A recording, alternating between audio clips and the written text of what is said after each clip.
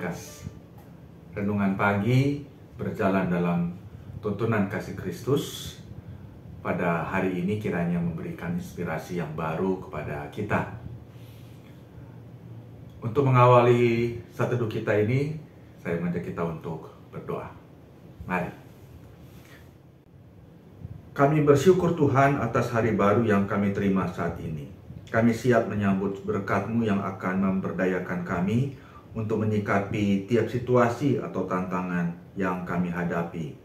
Melalui firman-Mu pagi ini, kiranya kami diteguhkan untuk memantulkan kasih setia Tuhan melalui cara hidup yang akan kami perlihatkan.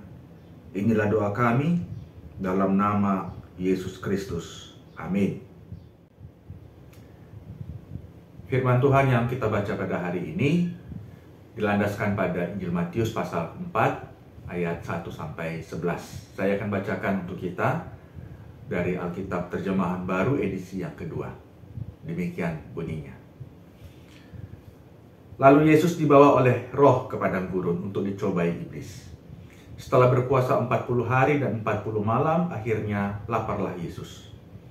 Datanglah si pencoba dan berkata kepadanya, "Jika engkau anak Allah, perintahkanlah supaya batu-batu ini menjadi roti." Jawab Yesus, "Ada tertulis, manusia hidup bukan dari roti saja, tetapi dari setiap firman yang keluar dari mulut Allah." Lalu iblis membawanya ke kota suci dan menempatkan dia di pinggir atap bait Allah. Lalu berkata kepadanya, "Jika engkau anak Allah, jatuhkanlah dirimu ke bawah, sebab ada tertulis, mengenai engkau ia akan memerintahkan malaikat-malaikatnya, dan mereka akan menatang engkau di atas tangannya, supaya kakimu jangan terantuk kepada batu."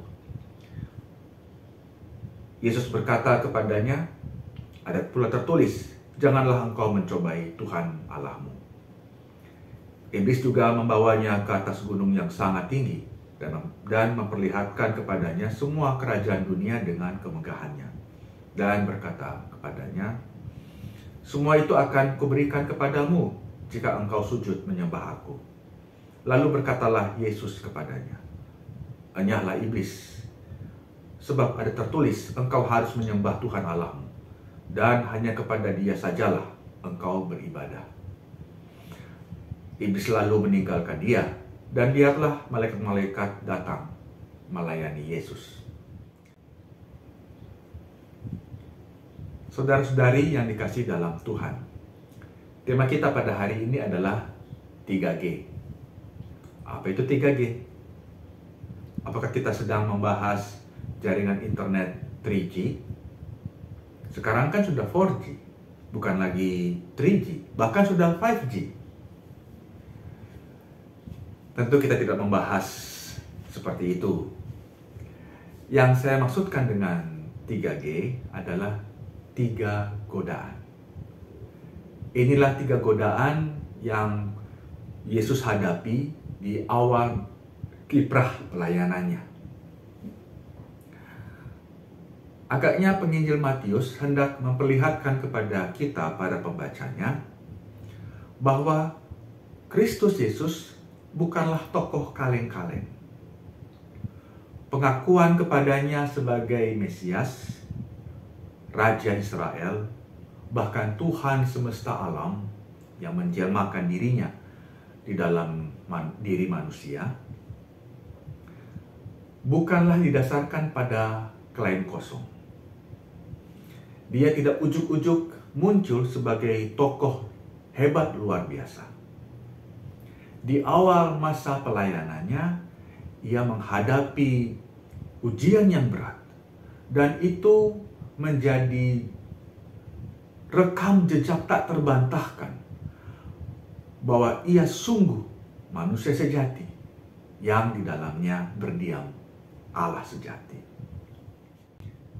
Sepintas kita mungkin bertanya-tanya, kok Tuhan gampang banget sih dibawa-bawa oleh iblis? Kok dia mau aja nurut sama iblis? Pertanyaan seperti ini dilandaskan pada ketidakmengertian akan gaya bahasa bercerita yang dipakai oleh Matius. Dalam gaya bercerita ini, pembaca diarahkan untuk membayangkan upaya keras iblis dalam menggagalkan misi yang diemban oleh Tuhan Yesus. Iblis sedang membujuk secara halus dengan segala cara untuk meluruhkan tekad sang manusia sejati itu. Ada 3 pencobaan yang Yesus hadapi. Pertama, godaan batu menjadi roti. Godaan ini memang begitu menggoda. Siapa sih yang tidak kepengen punya kemampuan untuk mengubah sesuatu yang dari benda yang mati menjadi sesuatu yang bermanfaat, apalagi yang mengenyangkan. Apa sih inti dari godaan ini? Intinya adalah tindakan untuk mengambil jalan pintas. Bukankah godaan seperti ini sering terpampang di hadapan kita? Sering menyerempet dalam kehidupan kita. Bahkan tak jarang kita menceburkan diri ke dalamnya. Demi lulus ujian, kita tergoda untuk mencontek. Demi lolos masuk dalam suatu instansi, ada godaan untuk memberikan uang pelicin. Demi impian untuk segera menikmati hidup sejahtera dan makmur, ada godaan untuk menggandakan harta kekayaan secara tidak wajar. Semua contoh godaan ini, dan tentu masih banyak contoh yang lain, merupakan penyimpangan dari kehendak Allah. Dalam kondisi yang sangat lapar, Yesus tidak tergoda untuk mengubah batu menjadi roti. Hal ini mengajarkan kita bahwa walau kita pasti memiliki kelemahan-kelemahan manusiawi, sepatutnya kita tidak menjadikan jalan pintas itu sebagai pembenaran atas kelemahan-kelemahan kita. Kedua, godaan jatuhkan diri dan Tuhan akan menolong. Inilah godaan untuk memiliki kehebatan, kedikdayaan, dan segala sesuatu yang dipandang luar biasa. Godaan ini membujuk kita untuk menampilkan rasa percaya diri yang berlebihan. Rasa bangga luar biasa atas status sosial atau ilmu dan pengetahuan yang kita miliki, sehingga menjadikan segala kelebihan yang kita punyai itu sebagai Tuhan. Kita merasa kebal dari segala sesuatu dan kita merasa mampu mengatasi semua hal. Dari sinilah juga muncul kesombongan iman. Merasa diri sebagai anak-anak Allah sehingga menganggap pasti dijamin untuk hidup sukses. Memandang diri sebagai pengikut Kristus sehingga pasti kebal dari segala penyakit dan penderitaan. Merasa hebat dalam iman sehingga yakin bahwa apapun isi doa pasti akan dikabulkan oleh Tuhan. Jawaban Yesus atas godaan iblis ini mengajak kita untuk tidak sembrono. Iman bukanlah pencapaian, melainkan pertumbuhan yang dijalankan dengan penuh kerendahan hati. Iman adalah anugerah Allah, bukan prestasi manusia. Ketiga, godaan semuanya aku miliki. Inilah godaan untuk mendapatkan lebih dan lebih lagi. Dalam hal ini, Yesus digoda untuk meninggalkan misi agungnya demi mendapatkan tawaran dari sang iblis yang memang menggiurkan itu. Bagi kita, inilah godaan yang mendorong kita untuk meraup semua hal. Kita ingin menguasai semua. Kita tidak segan-segan untuk bersekutu dengan kejahatan atau ketidakbenaran demi mendapatkan banyak hal di dunia ini. Dalam godaan ini kita dibujuk untuk meninggalkan Tuhan demi suatu jabatan atau kuasa.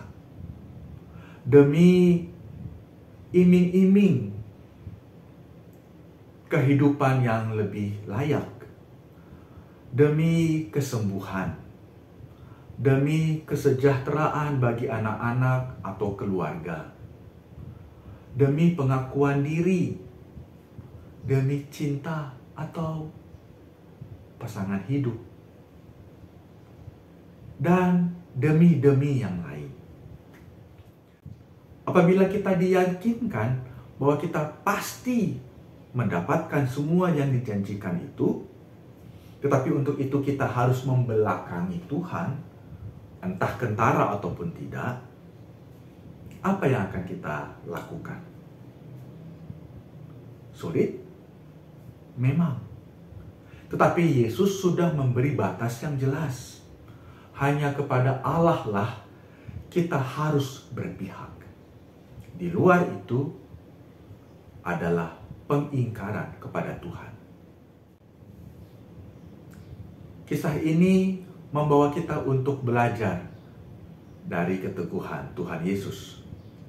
Sebagai insan yang lemah dan bebal, kita gampang terpukau pada orang atau hal-hal yang tampaknya luar biasa. Namun bukan itu yang Kristus perlihatkan. Hal paling utama adalah komitmen untuk berlaku benar dan baik. Itulah yang juga perlu kita perlihatkan di hadapan Allah. Peran kita adalah bertekun di dalam firman Allah untuk menghadapi tiap-tiap godaan.